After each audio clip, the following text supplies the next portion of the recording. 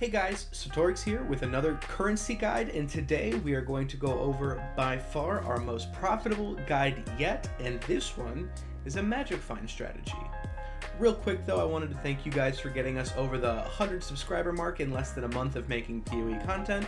It really does mean the world to me, and I'm excited to be part of this community and provide content for you guys. And then, before we jump into it, one more thing, the pros and cons to this strategy are, pro-wise, it's very profitable, it's easily sustainable with cheap investment, and it revolves around a headhunter, and those are extremely cheap this league. The cons are it requires a pretty specific type of build.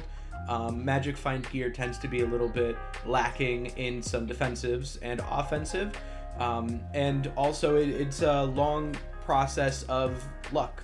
So eventually it always pans out and plays out and gives you really good money. Sometimes it just takes a little bit. Now, let's get into it. And first thing we're going to talk about is the specifics of how Magic Find works. Alright, so what is Magic Find? Magic Find is a process in the game that uses two main stats, quantity and rarity. And quantity is exactly what it sounds like, the amount of things that can drop from a monster. And rarity, which is a little bit more of a confusing stat, but it essentially breaks down into the higher the rarity, the more likely a piece of armor, weapon, or jewelry will drop as magic, rare, or unique. Rarity also does not affect the rarity of things like scarabs. So because if you have more rarity, doesn't mean you're going to get the more rare scarab. It is specific to armor, weapons, and jewelry as far as whether they drop at a magic, a rare, or a unique side. Now, that is what Magic Find is, so how do we scale it and how much do you want?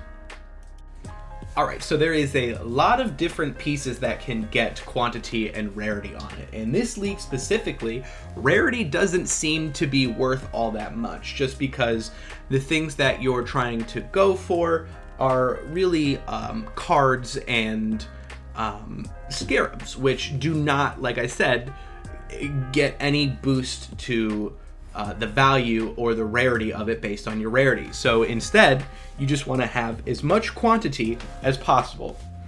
As you can see here, I have 2 Venter's Gamble, and by the way, I am not min-maxed on my MF gear. With everything said and done, I'm actually sitting around 72% quantity, which is more than enough for everything that we're going to be going for. But 2 Venter's Gamble, I have a Greed's Embrace, and gold worms, as well as a quantity necklace. Money ignored. As well as quantity necklace, which you can get if there's a shaper modifier. There's a lot of people who use simplexes as well, but those tend to be in the 100 divine range. I just made this myself and got an additional 10% quantity. So definitely some upgrading can be done to this, however, unnecessary. And the headhunter, which is essentially all of your offenses and defenses to a point.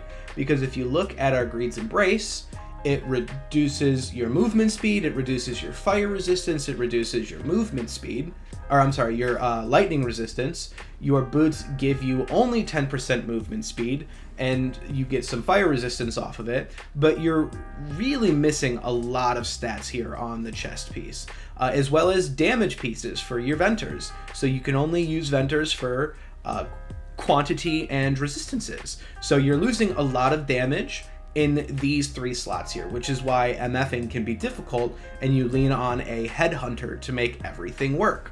So this is the gear that I used to farm all of the things that you saw, and I also have a Divination Distillate, which is going to give you 12% increased item quantity, which is all we really care about, and elemental resistances while you're running around. So all I have to do is hit it and I get my 72. So that is the gear. Now let's go over the strategy and how we made all this money doing this. Alright, so this strategy is a back to the basics strategy, which is this node right here, back to basics. And it gives you between 0 and 80% more explicit modifiers on your maps. So for instance, on this map here where it says monsters reflect 18% of elemental damage. You can have 80% more elemental damage reflected on this from this node here, plus all of the supporting effect of explicit modifiers that we get on our tree. Now, why would we do that? Because it actually also increases the percent of the item quantity and rarity and pack size. So we definitely want to get as much of that as we can, because remember, quantity is going to help us drop more things. More things drop, more chance, better items. So we want to push that item quantity as much as possible, which is why we run 8 modded maps. And we also sustain 8 modded maps, but we'll go over that in our scarabs. But for the tree, the important things that we're going to grab are back to basics, all of the item quantity wheels on the outside, all of the item quantity wheel on the inside, and then we're going to grab Chiseled Perfection, Invasive Adversaries, and Mounting Modifiers. I did get Shaping the Skies for, just cuz, but everything else on the tree that I have essentially is increased scarabs found in your map, all of the scarab nodes, as well as effect modifiers, because that's really what we're juicing here. We're putting a bunch of modifiers on our map and making them really strong to get a lot of quantity. We also have our scarab nodes, because it's really just, with this much quantity, you're getting rare scarabs all the time. Now, as far as the scarabs that we are using, we're using 2 mysterious scarabs, which adds clusters of mysterious barrels into your map. Now, these clusters can contain a plethora of things. They can contain packs of mobs, they can contain items, they can contain pretty much anything, even bombs and damaging skills at you.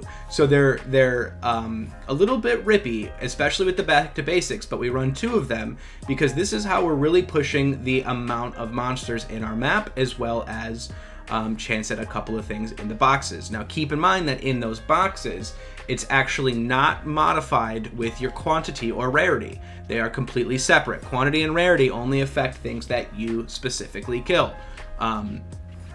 We also run a Divination Scarab because what we're doing is chasing down cards. The Apothecary card, the 7 Years Bad Luck card, or whatever card focus you're trying to farm. This also will probably work in any map that drops the Fortunate, which is a 2-div card, or Cemetery for the Brothers' Gifts. There's a lot of different strategies and maps that you can do this with. I did mine on Defiled Cathedral and Crimson Temple. And then we also use a Cartography Scarab of Corruption, which makes every single map that we find in our maps running 8 modifier corrupted. And with Singular Focus, we are constantly just dropping maps for sustaining.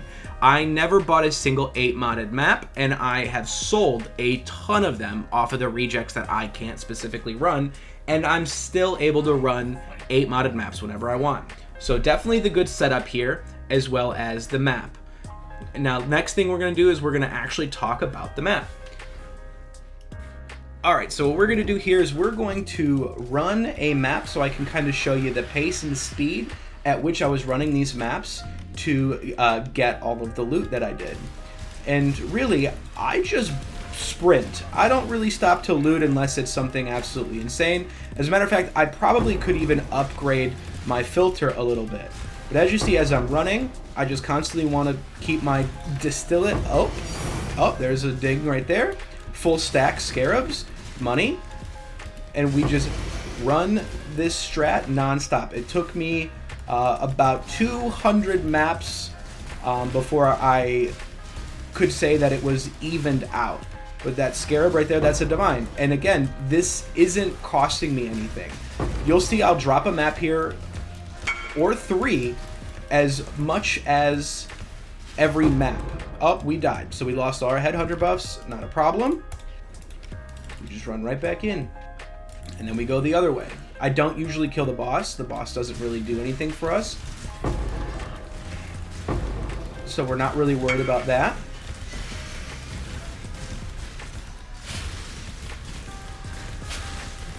If you see any specific rares, you're going to want to sit there and kind of kill them a little bit, because the rares are what... Oh, there's a map.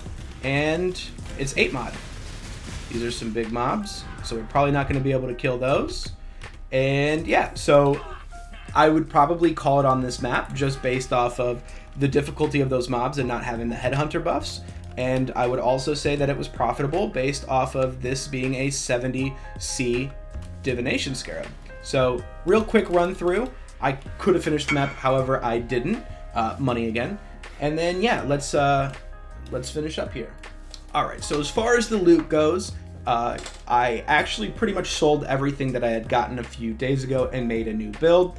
But I got about 13 7 years bad lucks, 2 apothecaries, and a numerous amount of expensive scarabs. We got the 4 div one twice. We got this one a few times. We got a lot of scarabs. All in all, I probably made close to 200 divines. Maybe not that much, about 150 divines in 250 maps, and half of those maps were ran with only 40% quantity. So definitely a very profitable. These are all the 8 modded maps that I cannot run. And what I do with these is I bulk sell them on TFT for about 6 maps per divine. So you can count that as well there. It's a lot of money. You make a lot of money doing this. It is a little bit difficult on the build. It takes a little bit of min-maxing, but once you get it up and running, you will drop apothecaries, you will drop 7 years bad lucks, you will drop empowers, you will drop a lot. You're gonna make a lot of money doing this. Definitely worth it. And yeah, so I think I used them all. I did. Either way, thank you so much, guys. I really appreciate it. I love making you guys some content. I'm actually working on another build now that I'm excited to show you. Now that we're this far into the league, I'm going to start showing a little bit more of the expensive strats that will make some money. If you're here this long, please drop me a like, subscribe. I appreciate you. Come in the Discord. The boys are always hanging out. We're kicking it. Ask questions. Yeah, so you guys have a good one, and we'll see you next time.